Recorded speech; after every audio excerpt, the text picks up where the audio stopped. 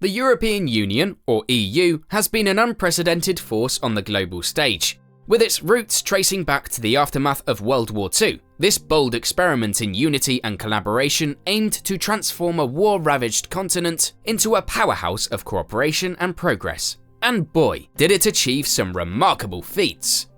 But here's the kicker: despite all its triumphs, the EU now finds itself at a crossroads, teetering on the edge of uncertainty. Many experts and critics argue that this grand experiment may be on the verge of collapse. Yes, you heard it right. Fail.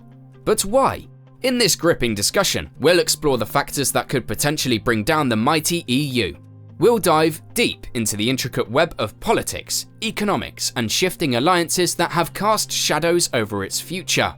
From rising nationalism and divisive ideologies to economic disparities and the fallout of major global events, we'll examine it all. Let's start with a little bit of history. How was the EU formed? Before we move forward, click that like and subscribe button and hit the notification bell to stay updated with our latest videos. This channel will keep you updated on the most intriguing videos on economic topics around the world. The historical background of the EU dates back to the post-World War II era, when the foundations of European integration were laid. The EU, as we know it today, was established with the signing of the Maastricht Treaty in 1993, which introduced the concept of EU citizenship and further advanced the process of integration. However, the origins of the EU can be traced back to the early stages of institutionalized European integration in 1948. The EU's initial roots can be found in the Inner Six, a group of founding states that consisted of Belgium, France, Italy, Luxembourg, the Netherlands, and West Germany. These nations sought to foster cooperation and prevent future conflicts in Europe by creating common institutions and promoting economic integration. Their efforts laid the groundwork for what would eventually become the European Union. Over the years, the EU has experienced significant expansion as more countries joined the Union. From 1973 to 2013, a total of 22 additional states became members of the EU, further strengthening its influence and reach across the continent. However, the United Kingdom's departure from the EU in 2020 marked a historic moment, as it became the first member state to leave the Union. Despite this setback, the EU continues to attract interest from other countries, with 10 nations currently aspiring or negotiating to join the Union. Now, what has the EU achieved so far? Since 1957, the EU has achieved remarkable accomplishments for its citizens around the world. From fostering peace and stability to creating a thriving single market, protecting citizens' rights, driving business growth, and making a difference in international diplomacy and development, the EU's impact is undeniable. Let's start with one of the EU's greatest achievements: peace and stability.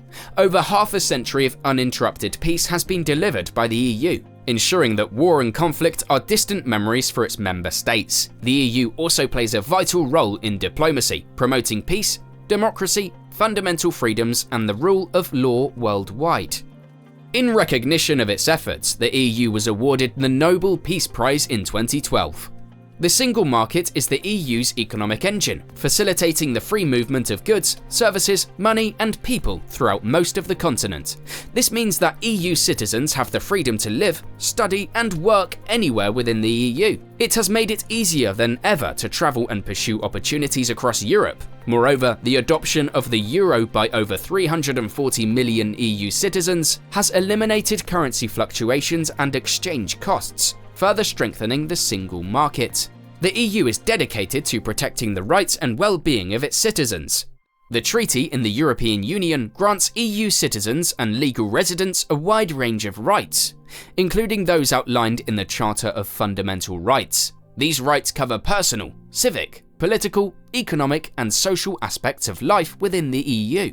Employment rights, such as health and safety regulations, equal opportunities, and protection against discrimination ensure fair treatment in the workplace. The EU has also taken a strong stance on digital rights and data protection, giving individuals more control over their personal information. When it comes to consumer rights, the EU sets stringent standards for the safety and quality of goods sold within its borders. Consumers can shop with confidence, knowing they have protection against added fees for credit or debit card purchases, and that their bank deposits are safeguarded. In case of returns, delays or cancellations while travelling, EU consumers are entitled to refunds and compensation. These measures contribute to a secure and fair marketplace for EU citizens. The EU's impact on business, growth and trade cannot be overstated. It's the largest trade bloc globally, exporting manufactured goods and services while serving as the biggest import market for over 100 countries.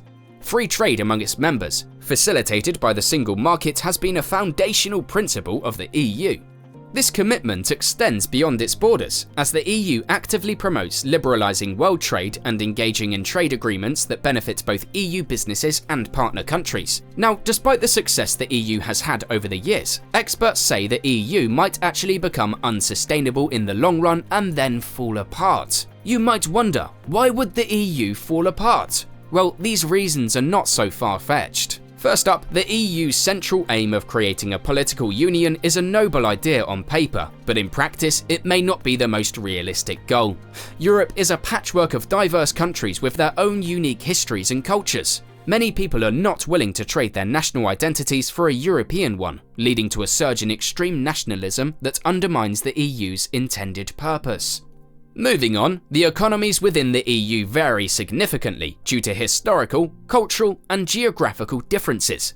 Protestant regions in the north, Mediterranean countries, and eastern former communist nations all have distinct economic structures and levels of wealth. This incompatibility poses a challenge for cohesive economic policies. Also, Germany, being the economic powerhouse of the EU, sometimes tends to impose its economic model on less powerful countries.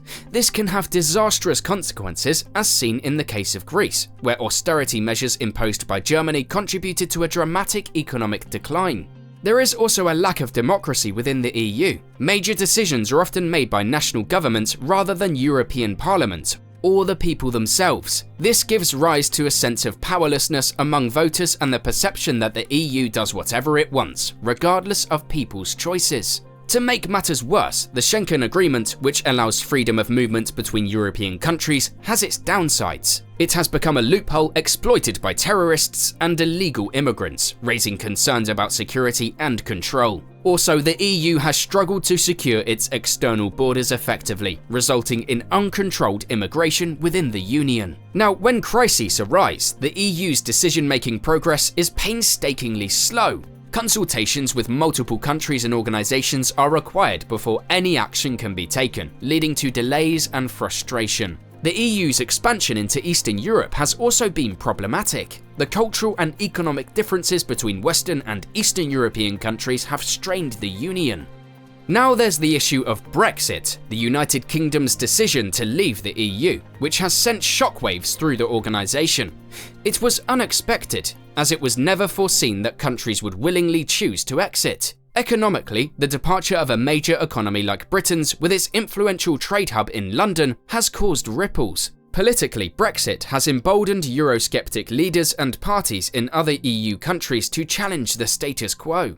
Although this European social model promotes worker protections, it faces tough competition from Chinese and American models of capitalism, which offer lower costs but fewer worker protections. This puts the EU at a disadvantage in the global economic landscape. The free movement of labour across national borders, while beneficial in many aspects, can also lead to resentment and unemployment. Workers from poorer countries often mitigate to wealthier ones, undercutting local wages and causing tensions among the local population. Protectionism, despite the EU's commitment to a free market, still persists in some countries. For instance, France protects its farming industry from the full impact of open competition, hindering the EU's goal of creating a level playing field.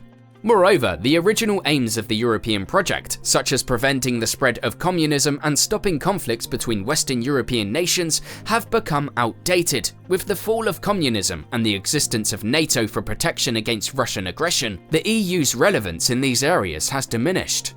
Proponents of the EU argue that membership provides countries with a stronger negotiating platform for trade deals. However, EU negotiations are often cumbersome and time-consuming, resulting in delays and a one-size-fits-all approach that may not cater to individual countries' needs. With all these problems, one would wonder if there's even a future for the EU at all. Well, the future of the EU will depend on its ability to address the challenges it faces. The EU must also address the concerns of its citizens. There is a growing sense of disillusionment among some Europeans, who feel that their voices are not being heard and that the EU is too distant from their everyday lives. To regain public trust, the EU needs to focus on engaging with its citizens and addressing their needs and aspirations. Also, the EU must adapt to the changing global landscape. With the rise of emerging economies and shifting power dynamics, the EU needs to position itself strategically to remain relevant.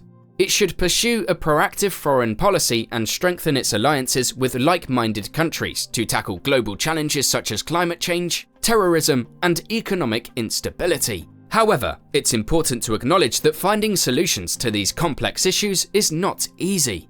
The EU is made up of 27 diverse member states, each with its own interests and priorities. Negotiating and implementing reforms can be a painstaking process.